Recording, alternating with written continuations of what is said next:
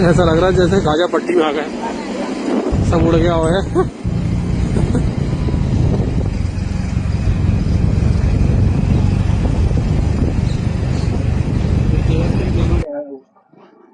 घूमते हम लोग आ चुके हैं सिद्धिविनायक गणपति जी का मंदिर। काफी प्राचीन मंदिर लग रहा है, बहुत ही पुराना। मैं आपको दिखाता हूँ इसका व्यू।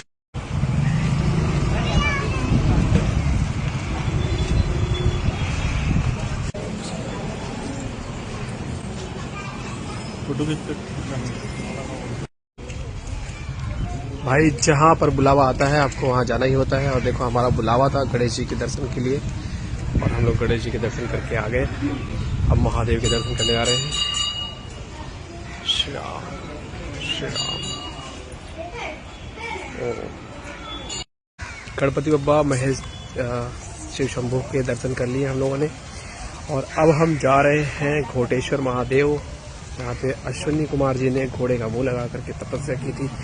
ऐसी जन्मभूमि को हम लोग देखने के लिए जा रहे हैं, और वहाँ का ब्लॉग अब डायरेक्ट आपको मिलेगा। 3-4 मंदिरों के दर्शन कर लिए। नाम तो पढ़ने में समझ नहीं आ रहा था क्या लिखा हुआ है, घोड़ेश्वर समझ के, लेकिन अब फाइनली हम लोग घोड़ेश्वर महादेव मंदिर पहुंचे हैं। यहाँ पर अश्विनी कुमार जी ने तपस्या किया था घोड़े का मुंह लगाकर, इसलिए घोड़ेश्वर बैद्यनाथ मंदिर इसको बोला जाता है। जय हो प्रभु मेरे नाथ दीननाथ। रास्ते में हनुमान जी के दर्शन हो गए, पूरा हो गया। हनुमान जी के दर्शन करने के बाद हम माँ नर्मदा जी के दर्शन करने आ गए। माँ नर्मदा जी का 1200 साल पुराना ये मंदिर, हमने यहाँ पर दर्शन किया। ये सभी चीज़ें भारूच में हम लोग देख रहे हैं। और पंडित जी से थोड़ी बहुत बातें करी। पंडित जी ने हमें बताया कि ये पहले पोर्ट था, और पोर्ट यहाँ पर बड़ी बड़ी जहाज़ें उतरा करती थी, जो अब बदल चुका है। भगवान विष्णु जी ने जब वामन अवतार लिया था, तब वो यहीं पर आए थे, यहीं पर उनका अवतरण हुआ था। और बलि ने यहीं पर अश्वमेध यज्ञ किया था।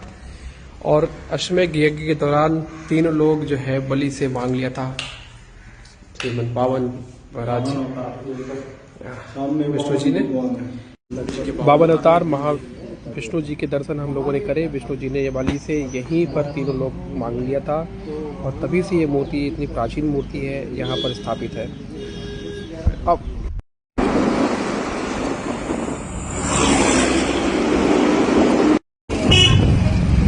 ऐसा लग रहा है जैसे गाजा पट्टी में आ गए, सब उड़ गया हुआ है।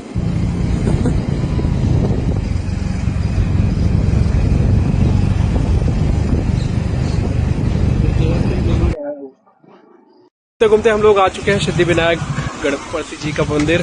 काफी प्राचीन मंदिर लग रहा है, बहुत ही पुराना। मैं आपको दिखाता हूँ इसका व्यू।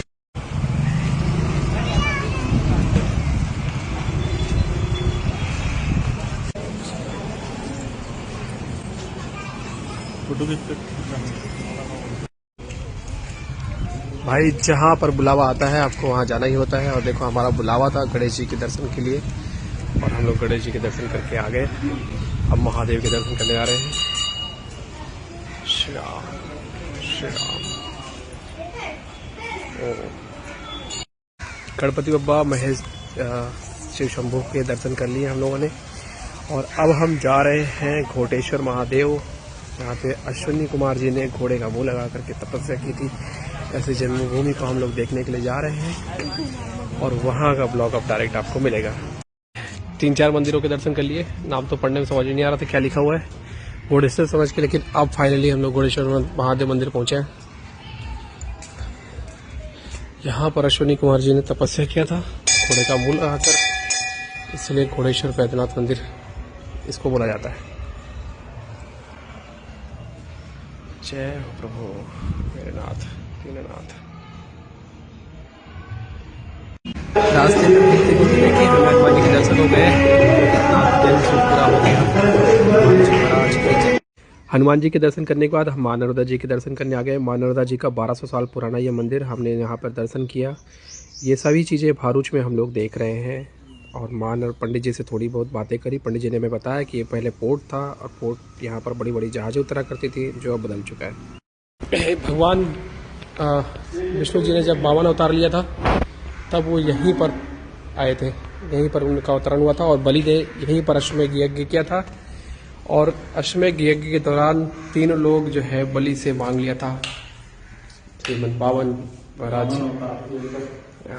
विष्णु जी ने बावन अवतार महा विष्णु जी के दर्शन हम लोगों ने करे। विष्णु जी ने ये बलि से यहीं पर तीनों लोग मांग लिया था और तभी से ये मूर्ति इतनी प्राचीन मूर्ति है यहाँ पर स्थापित है। अब भरूच में नीलकंठेश्वर धाम हम लोग आ चुके हैं।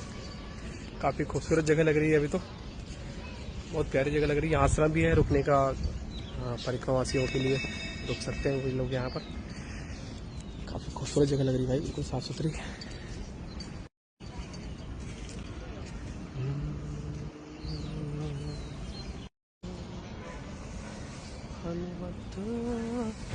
स्वामी नारायण मंदिर से 11 किलोमीटर दूर में ही नीलकंठ धाम पड़ेगा और नीलकंठ धाम में आइए हम लोग दर्शन करते हैं भगवान नीलकंठेश्वर के। महादेव जी के दर्शन करके सुबह सुबह निकलता हूँ, पूरा दिन ही बन जाता है। ओहो बाबा,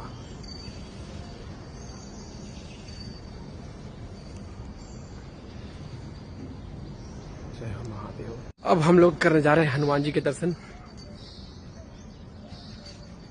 हमारे हनुमान जी महाराज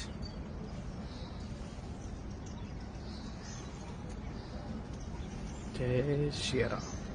हम पहुंचने के बाद अभी हम लोग जा रहे हैं नर्मदा जी के दर्शन करने के लिए। जय हो माँ, हमने दिख गई है माँ नर्मदा मैया, बहुत ही खूबसूरत। ओहो, तदेव पादु पंकजम नमामि देवी नर्मदे। जय हो मानव नमः।